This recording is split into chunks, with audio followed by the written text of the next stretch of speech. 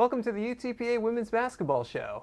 I'm Jonah Goldberg, joined as always by the man, the myth, the legend, the one and only head coach of the UTPA Bronx, Mr. Larry Tidwell. Well, I tell you, Jonah, I appreciate you with all the work that you do to put this production together, but no legend here, no legendary status here. We've got a lot of work in front of us, but I'm going to tell you, I do enjoy being in the Valley. I do enjoy being at UTPA. I enjoy being at UTRGV. I mean, and that's our new name, and that's a really a good deal, and I'm very excited about that. But we've got some great things going on here. I know we've got to play better. We've lost our last two ball games, and that's very uncharacteristic of what we've been doing the early part of the year. So we're going to turn this thing around. We got a great opponent coming up Wednesday night with UTA, and we're going to see if we can't turn this thing around and get it headed in the right direction before we all break for Christmas. You know, it's such a tough time of year because these last two games were sandwiched finals basically. So I've always found this to be the toughest time of year. I mean, for anybody who's taking classes while trying to take part. Well, you know, the thing is, again, I inherited the schedule, which I appreciate. You know, the previous coaches, respect them, respect players. But I inherited it, but I like to do my scheduling a little bit different to where we get in a routine of like Wednesday, Saturdays, Thursday, Saturdays, because that gets us ready for conference. I know in like 4 different occasions, we would play 2 games off a week, play 3 games and 30, off a week. And I like to get in a pretty good routine because it not only helps us on the court, but it helps us off the court because it helps us also as we try to excel in academics, and we try to be a part of the community that I feel like that no previous women's basketball team has done here, and we want to be a big part of the Valley, and we want to be a big part of everything that goes on in the Valley, and that means going out and supporting anything from the Salvation Army to the Hispanic Chamber of Commerce, but also being in these high school gyms to let people know that we're there to support them just as well as we want them to come watch us. Now the question is, when you go to these high school games and you're just trying to support the community, I know there's a home side and a visitor side. What do? Do you pick like half on each side? Or?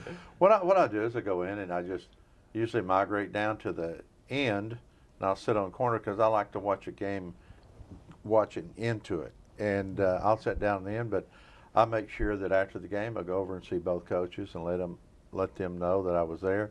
Try to meet the principal, try to meet any administrators that were at the game.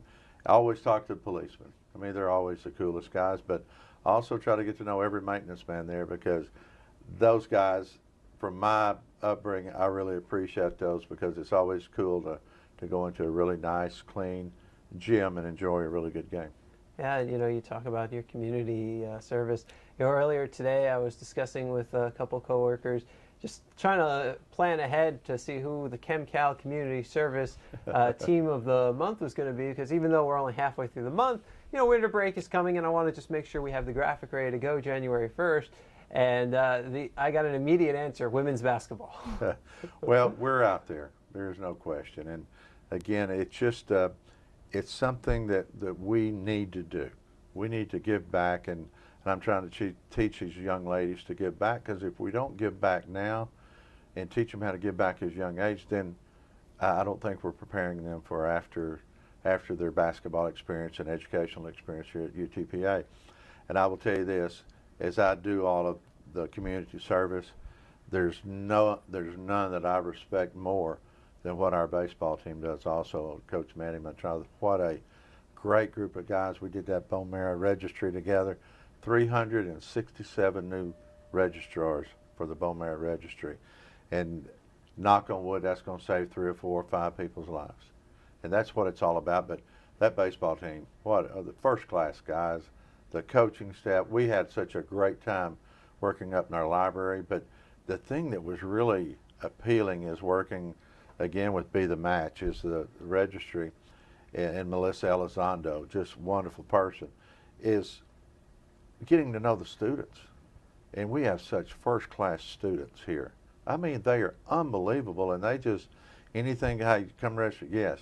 I love going to speak to our student government, our leaders are impeccable, and our students are tremendous. And it's just a great feeling to be a part of this university, of this Rio Grande Valley, of this community, and it's just going to keep getting better because as we get more people to come watch us play, we're going to turn this thing around.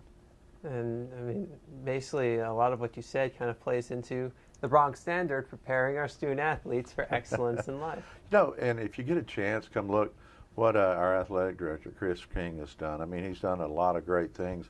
And to see those flags, those banners, as you walk outside the field house, and you see those going in respect and growth and things. I mean, it's just tremendous.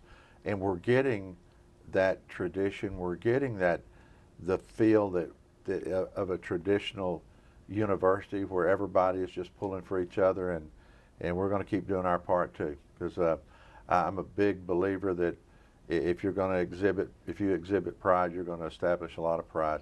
I love the big picture of the volleyball team outside the field house, and eventually we'll have ours up there.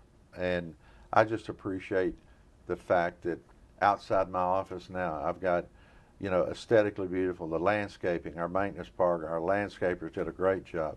I've got a glass door, Jonah. We got a door with a logo on it. I mean, everybody knows now where Bronx women's basketball is.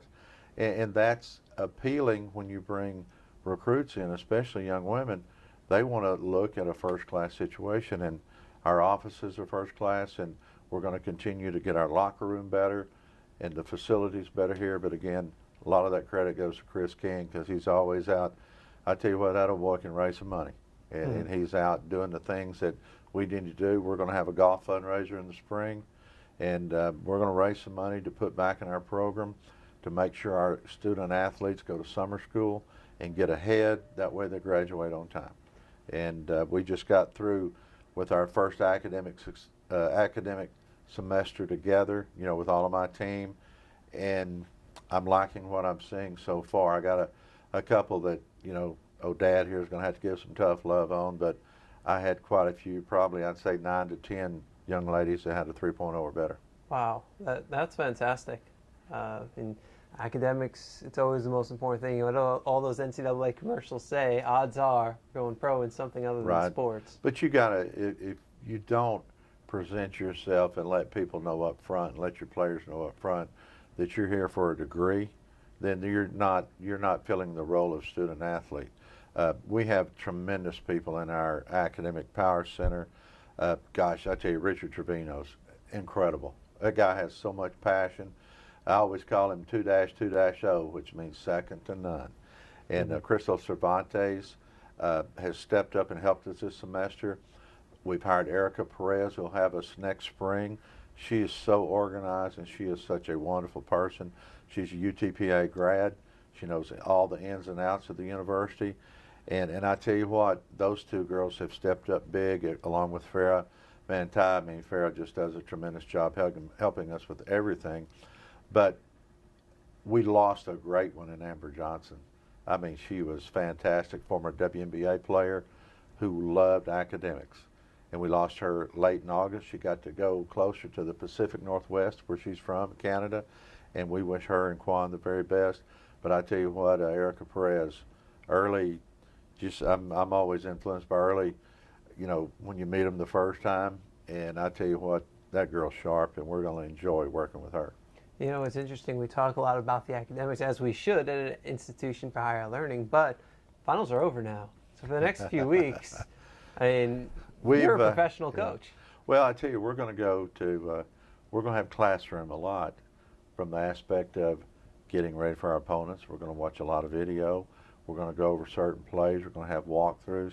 And this is a time that I really enjoy because you get to teach a lot because, again, once they leave here, then they can go back and rest and do what they need to do. Then they're going to come back again, and we're going to get a lot of shots up. But it'll be a classroom situation for us on basketball because, again, we start our conference play January 2nd. That's not too far off. And we've already had to make quite a few adjustments to get ready for the conference. But our conference is going to be tough, and we're playing right off the bat to 3 what I would call the toughest ones in the conference, with Grand Canyon at home and then on the road to Idaho and Seattle. Yeah. And so we've got a tough go, but, there's no excuses. We're going to be ready, and we're going to give it that Brock effort. We're going to see if we can't put a few more W's on there. I like those W's. I like those W's, and try to stay away from that loss column. But yeah, it's here, and we're going to enjoy the fact that we're going to get to watch and teach and coach a lot of basketball before the spring semester starts. Yeah, very difficult schedule coming up. I mean, you just played TCU, which is an excellent team. You've got Wichita State is they were among the nation's leaders in trying to remember which of the defensive categories. I looked at Wichita State's RPI right now is around 50. Yeah, that's decent. And our RPI this week is 164. Hey. And that, and I'm not saying again from past, but last year's RPI was around 320, 325 by real-time college RPI, and we're dropping that consistently. We've been in the 140s. We let a game get away from us at Texas A&M Corpus Christi that, they did a good job. Got to salute them and Royce Chadwick, but we let one get away from us that I thought we had a real legitimate chance to win. And then we go up to TCU and play a really good Big 12 team that started 6-6 and 6-3, but they weren't the ones that really hurt us. It was that trio of guards that could really shoot down to three because we were trying to pack it in a little bit and stop their high-low action. But we're fixing to get our hands on a good UTA team with the new coach, Krista Gurlich, and one of my former assistants, Ashley Crawford, is at UTA. And so that'll be interesting to get to see her because she's going to know all my plays. I know that. But that will be a good game for us, and they have two really good post players that can really go the high-low action. They have a good, strong guard. They got a good, solid point guard. They've not put everything together for a full 40 minutes, but just to give you an example, Virginia Commonwealth, they went in overtime with them. And that's a team that came into our house and spanked us a little bit, about 12 or 15 points. So we'll have our hands full, and I know UTA is trying to register a win before the Christmas holidays, and it's going to be made for exciting basketball. And the thing that I appreciate too is the work we're getting out of David Riggs, the work we're getting out of Sarah Hernandez, the work we're getting out of Chelsea Blakely to get people to come to our games, and I have an email blast that goes out. And if anybody wants to get on that email blast, just Tidwell, LD at UTPA.edu. It's a network that I talk about what we have going on, the last game, who's next up, comments from the coach, and other things. I'm trying to recognize people on our campus that are doing an excellent job. And right now, when I send that out, that network reaches over 8,000 people across the world talking positive thoughts about UTPA and or UTRGV. So we're all about getting the word out there about our great university and our great president, Robert Nelson. And knock on wood, pat the horses, whatever I need to do. But I hope they give that young man a shot at being our president. He's outstanding. He's one of the main reasons that I'm here, because his goal of educating every child in the Valley is what really got my attention when I came down for my interview. Now, you come home, it's Wednesday, 7 o'clock, UT Arlington. It is your first time to have a home game in, what, a month? Probably so. We've been on the road for 5 games, and we've had those spread out. We got on a great roll when we went to the UTSA tournament, and we beat Norfolk State, who's been playing well, beat Northern Iowa, who played Iowa State to about 12, 15 points last week. Posted the 3rd best comeback in NCAA history for women's basketball after being 25 down.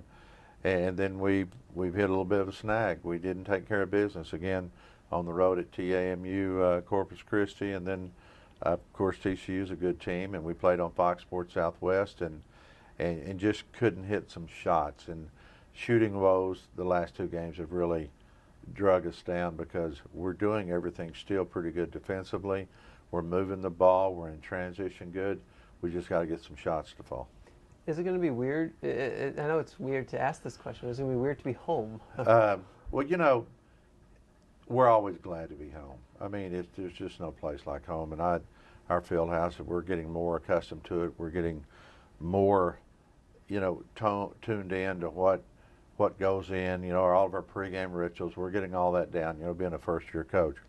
But I will say this: it'll be a day of respect and remembrance at this game, out of the fact that a great friend of ours, Dutch Cowgill, has passed away, and we're going to have a tribute for him by yourself, and I know Chelsea and Sarah and Danny. Everybody's working on this, but what a tribute to a great young man. Our team photographer, I've known him only since April, but you talk about a first-class, genuine young man. I mean, what a great guy. And he was very, very proud of the work that his wife did and the work that she did with the cheerleaders from Donna, I believe, is where. Yeah. And they'll be here for the tribute. And I hope everybody comes out and remembers a person who loved UTPA athletics. Every sport. He covered the gamut. 14 sports, took all the pictures, and he loved every bit of it, because he had a passion for photography just like I have a passion for coaching. And he was such a great person to work with. Dutch has been the team photographer here since November 2010, and I have so many memories of him. There was I remember last year, actually just a few weeks before you were hired, right after our basketball season ended, Dutch had to undergo knee surgery.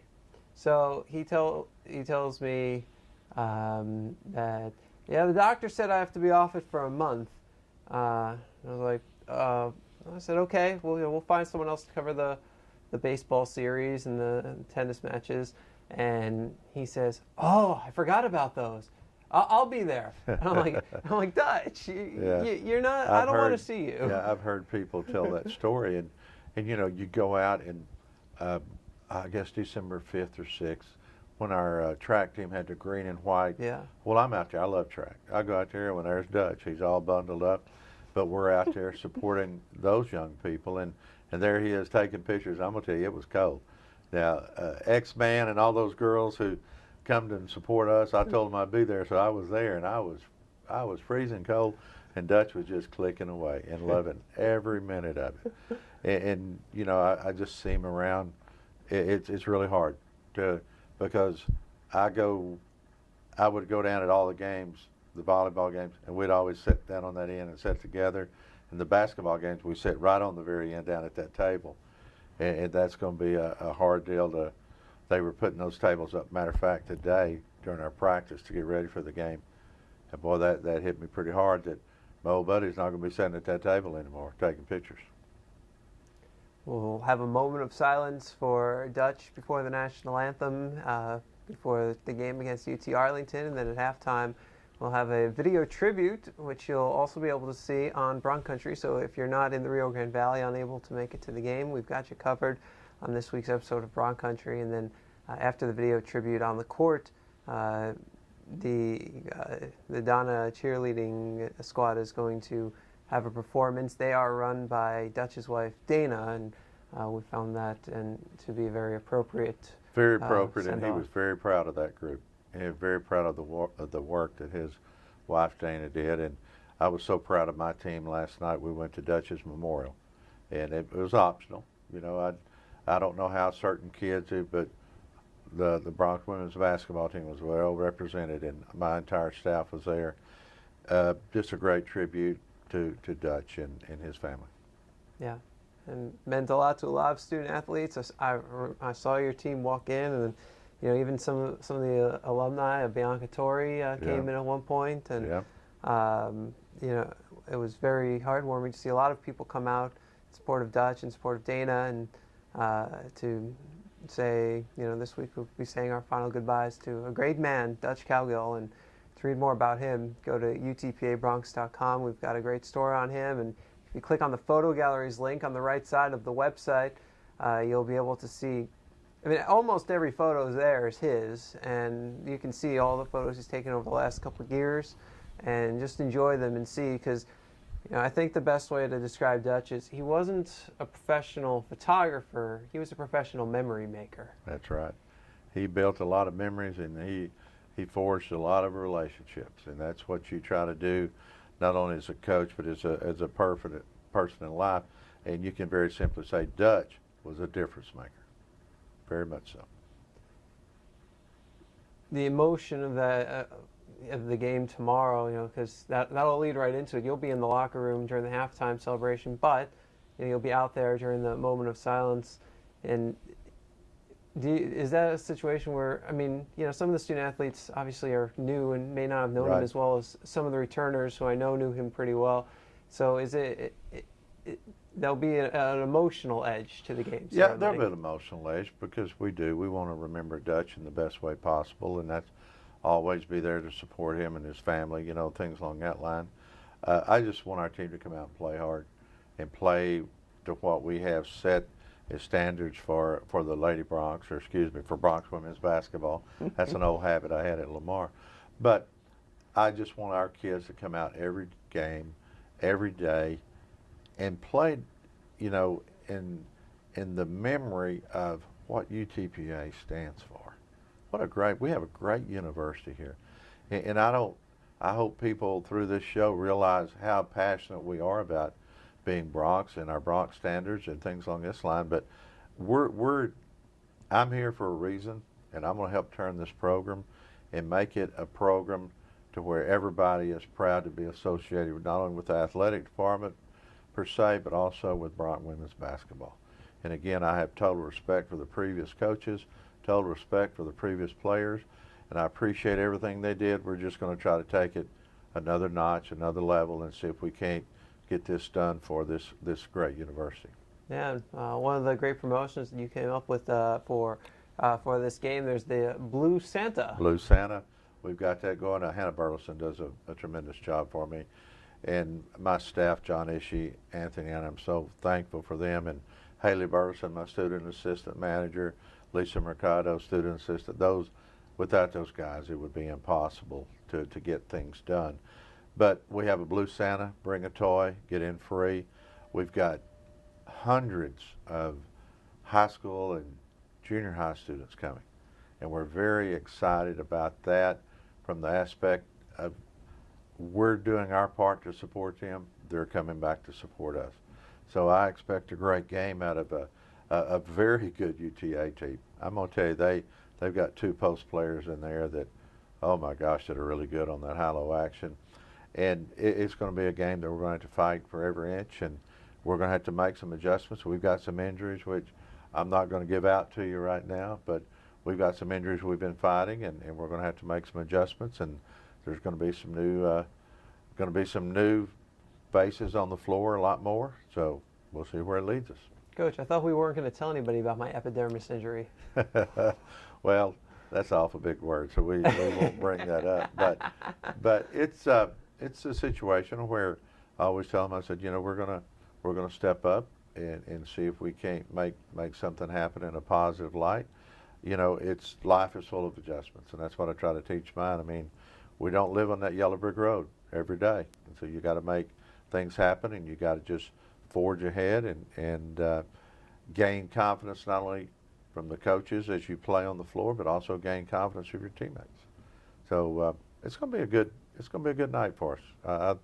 I know that we're going to play hard, and I appreciate the scouting report that John Ishii does, all the videotape cutting with our synergy program that AA does, Anthony Anderson does, and then when we hit the road, Hannah Burles has got us covered. Man, she's got us covered on the road. When we go to hotels and eating, it's very, very organized.